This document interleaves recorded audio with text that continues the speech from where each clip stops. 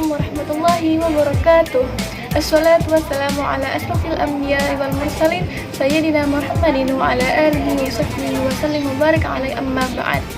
Saya Dinisa Putri Merliani dari Program Studi Bahasa dan Sastra Arab Universitas Islam Negeri Kiai Haji Ahmad Siddiq Jember dengan NIM 21110040332. Di sini saya akan menjelaskan mengenai ibadah haji dalam tafsiran di Al-Quran di surat Al-Baqarah ayat 196. Nah, mengenai ibadah haji merupakan totalitas penyembahan yang sempurna. Nah, puncak ketaatan dan dari rukun Islam pertama sampai kelima merupakan tangga-tangga menuju kesempurnaan ekspresi ketaatan yang dikandung oleh ibadah haji. Ibadah haji ya mengandung semua jenis ibadah, yaitu ibadah hati, lisan, gerakan, harta, berbuat dan meninggalkan atau menahan perbuatan. Nah, sehingga rangkaian ibadah haji ini merupakan rangkaian yang sempurna, mulai dari ikhram, wukuf, tawaf, sa'i, jumroh, mabit sampai dengan kurban. Nah, di surat Al-Baqarah ayat 196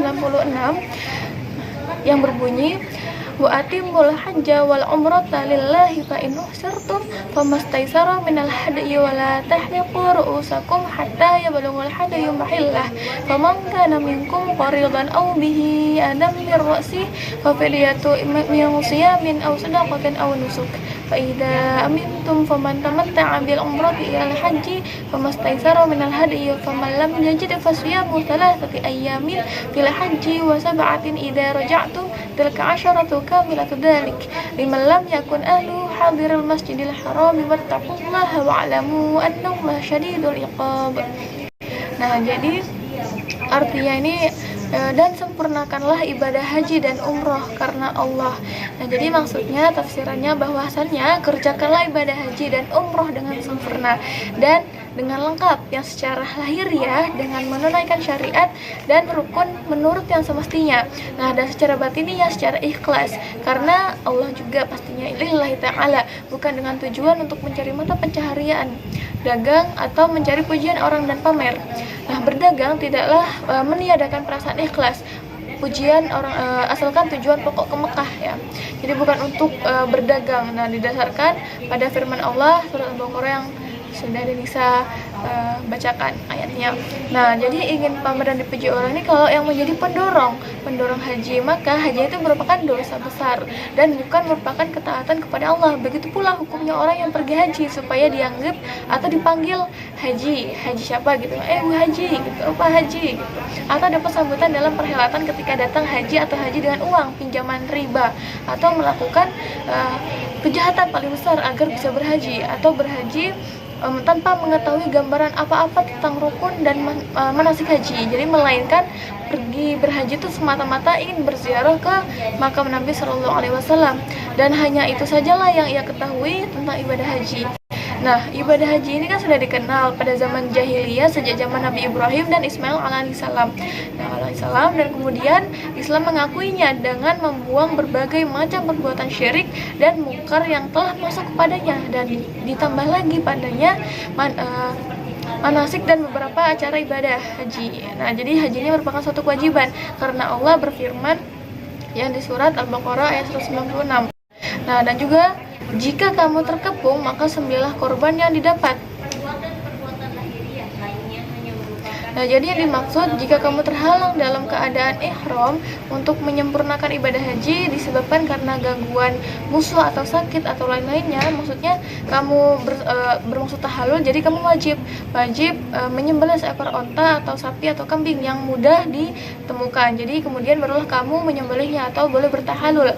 Nah, dan penyembelihan ini harus di tempat terjadinya halangan, jadi sekalipun di luar tanah haram. Nah, jadi karena Nabi Sallallahu Alaihi Wasallam pada tahun Hudaybiyah menyembelih binatang korbannya di sana, padahal Hudaybiyah itu adalah di luar tanah haram.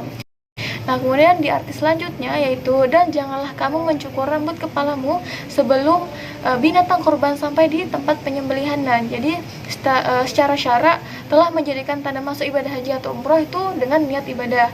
Nah, niat ibadah ketika mulai ihram, jadi mengucapkan talbiyah dan mengenakan pakaian ihram yang tidak berjahit berupa sarung atau selendang bagi laki-laki kepala terbuka dan memakai sandal model Arab.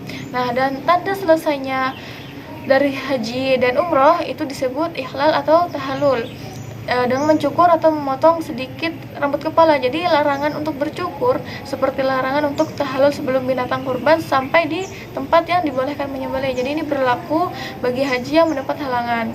Jadi gitu. Nah, untuk arti selanjutnya yaitu jika ada di antara kamu yang sakit atau ada gangguan di kepala lalu ia bercukur, maka wajiblah atas berfidyah, yaitu puasa atau bersedekah atau juga berkorban. Jadi maksudnya tafsirannya ini, siapa di antara kamu yang perlu mencukur rambutnya di kepala karena sakit dan akan mengganggunya kalau tidak dicukur karena ada luka atau gangguan penyakit gitu di kepalanya, jadi wajib ya membayar fidyah atau denda. Kalau bercukur ya bisa dengan cara puasa atau bersedekah ataupun berkurban. Nah, kemudian dalam arti selanjutnya, maka bila kamu telah aman. Nah, jadi aman dari rasa takut kepada musuh atau sembuh dari sakit yang menghalangi ibadah haji atau umroh kamu. Jadi itu yang dimaksud arti maka bila kamu telah aman. Nah, kemudian arti selanjutnya yaitu maka bagi siapa yang ingin mengerjakan umroh sebelum haji pada bulan haji, maka wajiblah ia menyembelih korban yang mudah didapat, yang sangat gampang untuk ditemukan. Nah, jadi tafsiran ini yang dimaksud barang siapa yang menjalankan umroh ingin lebih banyak melakukan amal ibadah dengan menggunakan waktunya untuk amal-amal haji, jadi wajib ya menyembelih korban yang mudah diperolehnya. Nah, sebagai pernyataan syukur kepada Allah Subhanahu wa taala karena dia diberi kesempatan untuk melakukan dua ibadah sekaligus, umroh sama haji. Nah, dan dibenarkan untuk memakan sebagian daging kurban dan menyembelihnya pada hari penyembelihan, yaitu 10 haji. Nah, untuk kalimat selanjutnya artinya yaitu tetapi jika ia tidak menemukan binatang kurban atau tidak mampu, maka wajibnya berpuasa 3 hari dalam masa haji dan 7 hari lagi kalau kamu udah pulang ke rumah. Nah, itu. Nah, jadi maksudnya ini kayak barang siapa yang tidak memperoleh binatang kurban untuk karena nggak ada dan tidak ada uang untuk membelinya, jadi berkewajiban berpuasa 3 hari ketika masih melakukan ihram haji dan sampai hari penyembelihan, ditambah lagi 7 hari setelah dia kembali ke kampung halamannya. Nah, ketika dalam perjalanan menuju ke negerinya, puasa 7 hari ini jadi mendesak untuk dilaksanakan bila telah tiba di rumahnya itu. Jadi 3 hari dan 7 hari berarti 10 hari penuh full.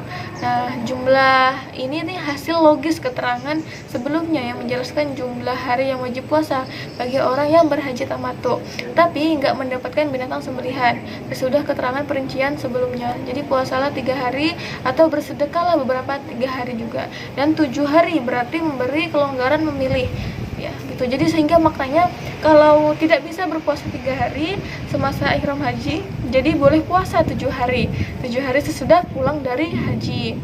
Nah, selain itu juga menunjukkan bahwasannya 7 di sini dalam jumlah bilangan bukan 7 yang berarti kesatuan banyak.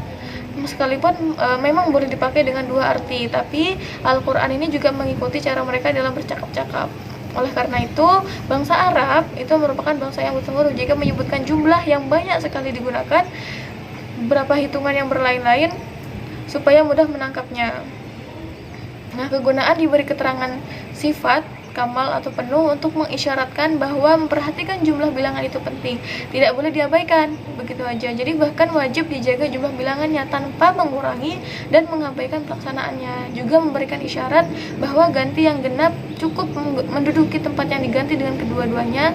Jadi sama-sama sama-sama utama. Jadi gitu. Nah, arti selanjutnya yaitu kalimat demikian itu bagi orang yang keluarganya tidak berada di sekitar Masjidil Haram. Nah, maksudnya di luar penduduk tanah haram. Mereka inilah yang membutuhkan haji tamattu.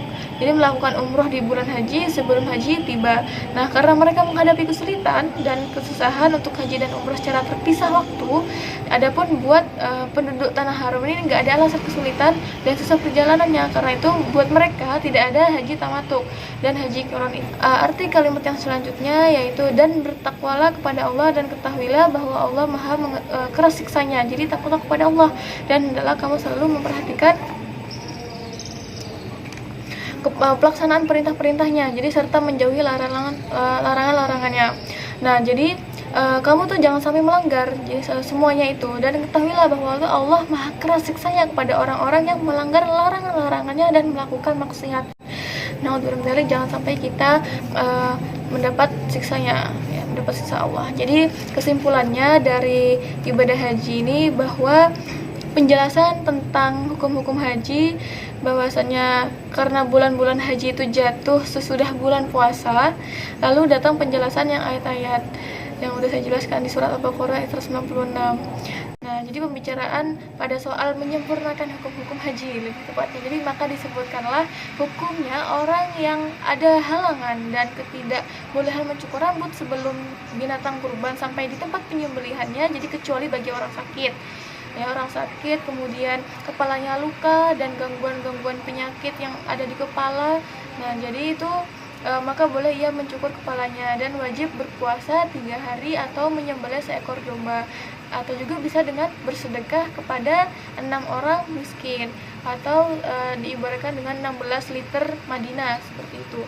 Nah, jika udah aman dari gangguan musuh, maka siapa yang mau menyempurnakan umrohnya lalu terhalul, tetapi tetap yang ingin tinggal di tanah haram, jadi bersenang-senang sambil menantikan musim haji untuk menunaikan ibadah haji dari Mekah, haji tamatuk. Jadi ia wajib tuh membayar denda atau dam. Jadi wajib membayar denda karena berihram haji tidak dari miqat dan seterusnya. Dan jika ia tidak memperoleh dan tadi ia menggantikan dengan puasa 3 hari semasa ihram haji dan 7 hari sesudah ia pulang ke negerinya masing-masing, kecuali kalau tempat tinggalnya masih berada di dalam daerah miqat, seperti itu.